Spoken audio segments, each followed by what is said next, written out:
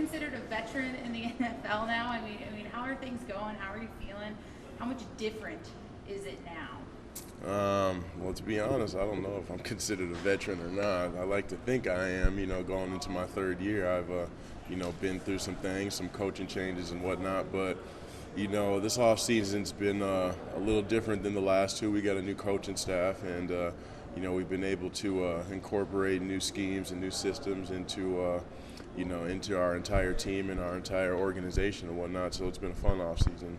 What's it been like adjusting and learning and having a new coaching staff? Has that been maybe more challenging than you thought, or now knowing football is your career and this is your daily job learning that stuff, does it come a little bit easier because that's your focus 100% of the day? It's definitely been a lot easier than I expected it to be. Putting a new system in offensively and defensively and whatnot. Guys kind of think about stuff like that, and sometimes I think they get overwhelmed. But when it comes down to it, it's the same game you played since you were in third grade. You know what I mean? So not a lot is different. So a lot of it is really just different terminology for things and things of that nature. But for the most part, it's been a good change, I think, not only for me but for the whole organization. To be in Miami with your guys' offensive line, there's a lot of talk about the offensive line when you set your Google alert for Billy Turner and Miami Dolphins and stuff. The media down there likes to talk about you guys a lot. They have a lot of opinions about you guys. How do you guys handle that? What's this unit like from the inside?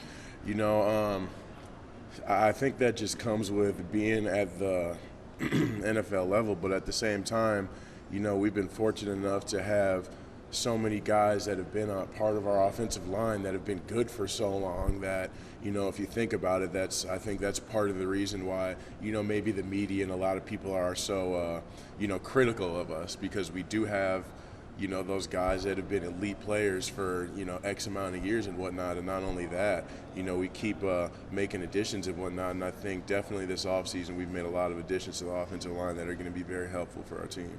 What's it like inside the Miami Dolphins organization now? What's it been like?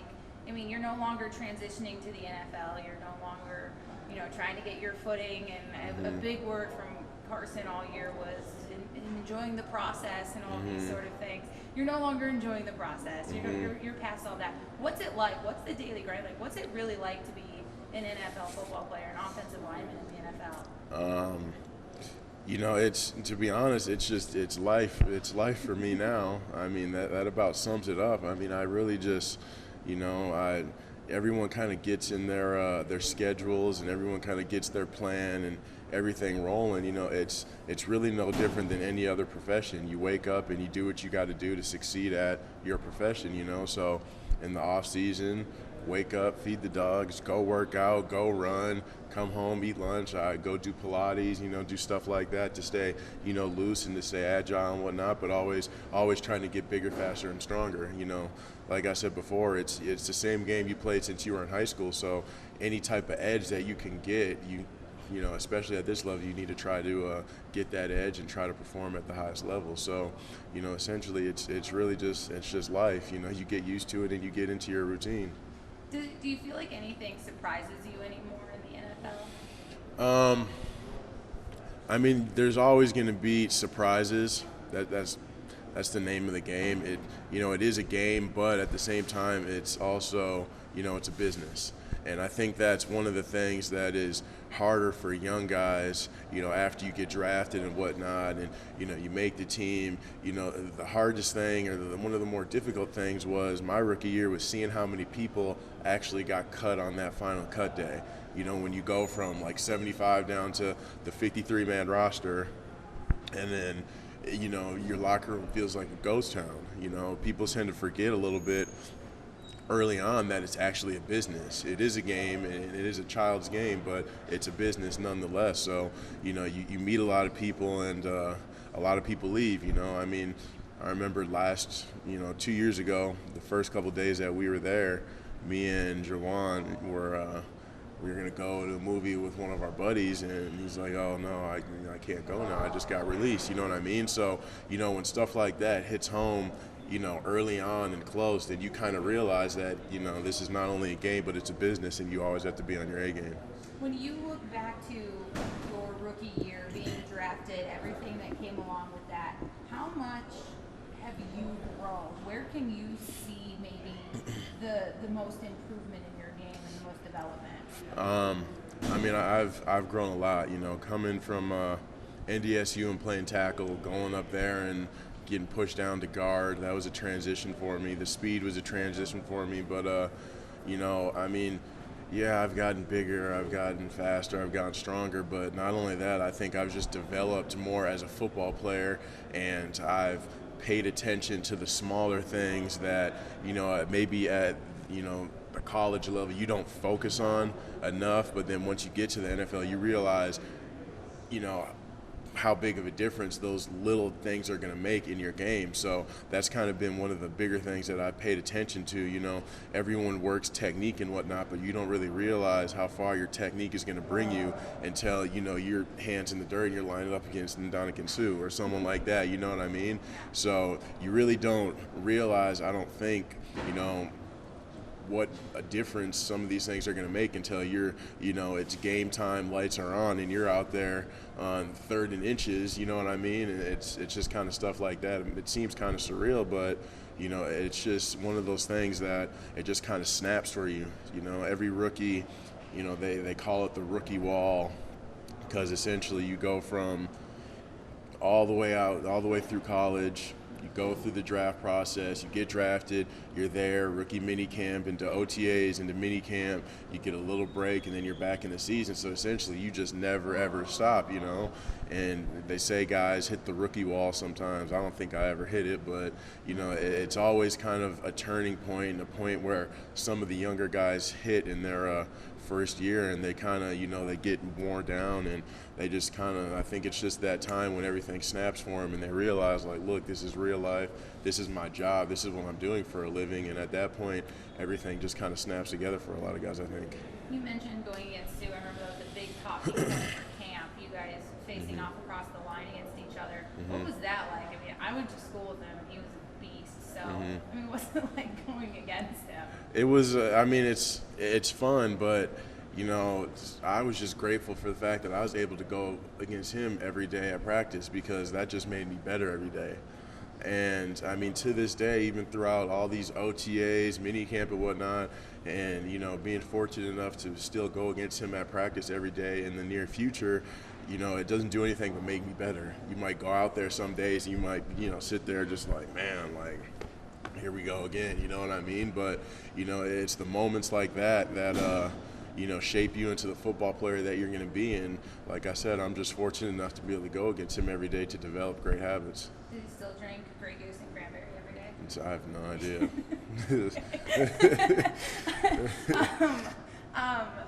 This year, Dolphins drafted Tunsil, obviously a very dramatic situation coming in. What's it been like bringing him in full? Are you somebody who's looking to help mentor people, and how much can this Dolphins organization help a player? How much, you weren't a troubled guy at all, but how much can they help? How much does the NFL help you? The NFL gives all guys, every opportunity to do the right thing, essentially. And, yeah, he might have had some problems early on, but if you think about it, that was all prior to him being in the NFL.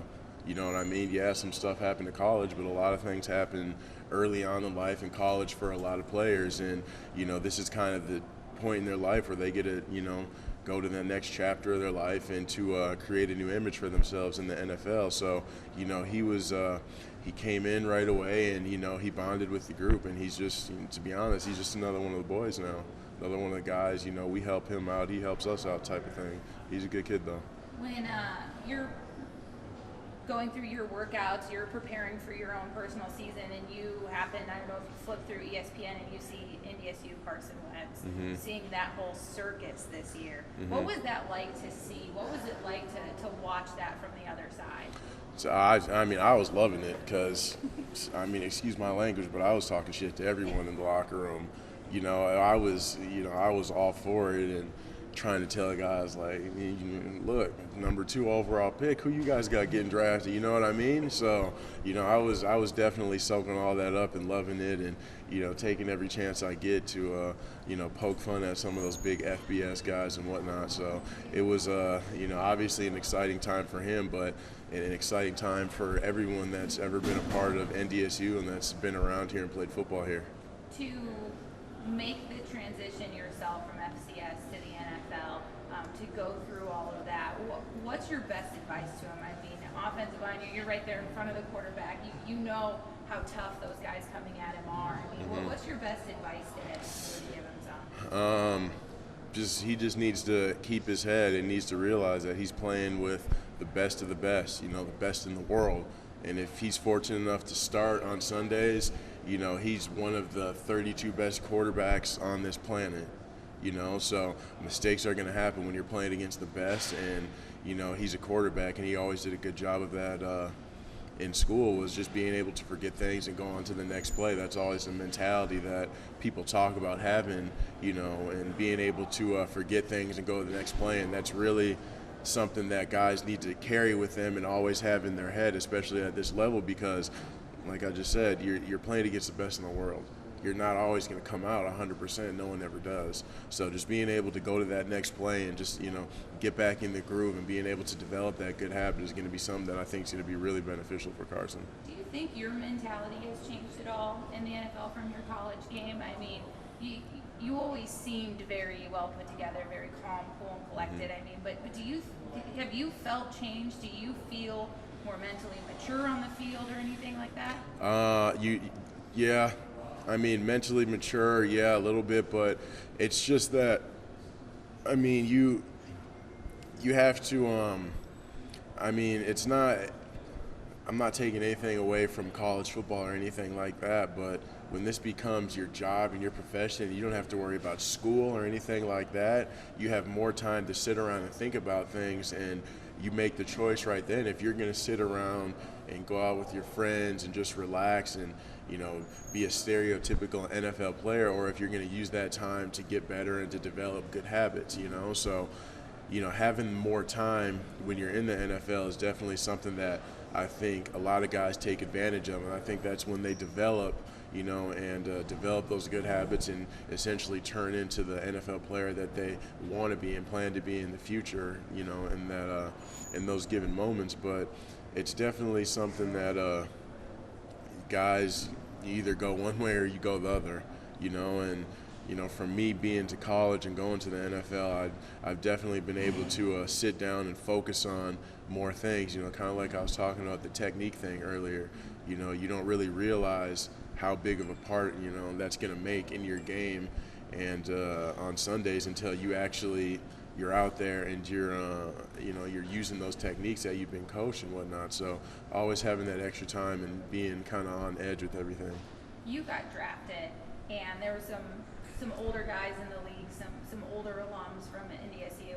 Now you look at it, Marcus is there, Crockett's fighting for a spot, Kyle's there, Joe Haig's there, Carson. I mean, you're looking at all of these names. So many guys got an opportunity this year. What's that like? What's it like to go on a football field and see Marcus Williams on the other bench? I mean, it's fun. I mean, we're making a name for NDSU, and that's kind of always been, everyone's dream is to play in the NFL. But being able to play in the NFL and to play with some of your college teammates that you were close with, and seeing more and more guys get the opportunity and to get drafted year after year, it gets exciting because, we're essentially kind of creating our own little dynasty, So it's definitely fun. I get the chance to play against Marcus 2 times a year, and I'm out there talking to him before and after the games and whatnot. But, it's just fun to see someone that you kind of went through everything with in college and to get to that same level and is having success with you. It's fun to share that with someone. Why now? Why is it this your guys' group? Why is it this generation of guys that's making it happen? I don't know. That's a good question. One of the things that a lot of us had talked about while we were in college was, getting overlooked by the bigger schools. A lot of us grew up down in the Minneapolis, St. Paul, the Twin Cities area, and the University of Minnesota skipped over us for whatever reason. And it was always just kind of having that chip on your shoulder type of mentality coming up here and, having all the success that we did have up here and then being able to go down to Minnesota to beat them, that was one of the moments where we were all kind of like, okay, like, look, you passed up on us. We just beat the hell out of you. Now we're going to, you know what I mean? And all the success that we had, and we were getting more and more, notability and just kind of trying to keep that train going. We always wanted to get better, and being in the weight rooms in the morning and morning runs with those guys, it was something that we always had to do, and we always just tried to make each other better. And like I said, everyone has a dream to play in the NFL, but once you get the opportunity and you see your buddies and your boys get those opportunities, it becomes fun, and it just kind of create some sort of energy, or call it what you want, but you can't tell me that some of these kids that are here playing today don't plan on playing in the NFL, and they don't go to the weight room to work out, and they don't want to get better, and that's not a goal that they don't have, because it is. And not only that, but to win all these games and national championships, that was a tradition that started way long ago, and we were just able to kind of turn that new leaf over at the Division I level and kind of start that whole thing over again. So, it's definitely something that's been fun to essentially kind of start over and to keep that tradition moving on. But, it's one of those things that I think at this school is going to be something that just always continues to happen. What's your goal for this year? What's your, what the coaches kind of talk to you about? What's your role? What's their challenge for you through camp and everything? You talk to the coaches a little bit, but when it comes down to it, obviously everyone wants to win games and everyone wants to play. Of course, I want to be a starter, but at the same time, when I'm out at practice and I'm at training camp, I'm not focused on winning my starting job. I'm not focused on anything except for getting these techniques down and trying to better myself, so I give myself the best opportunity whenever it is my chance to step on that field and play on Sunday. I just try to go to practice every day trying to get better and trying to work on specific things to make those things habits. So when it is my chance to play, if it is right away, and if it's not right away, then I'm able to go out there and I'm able to succeed like I did last year.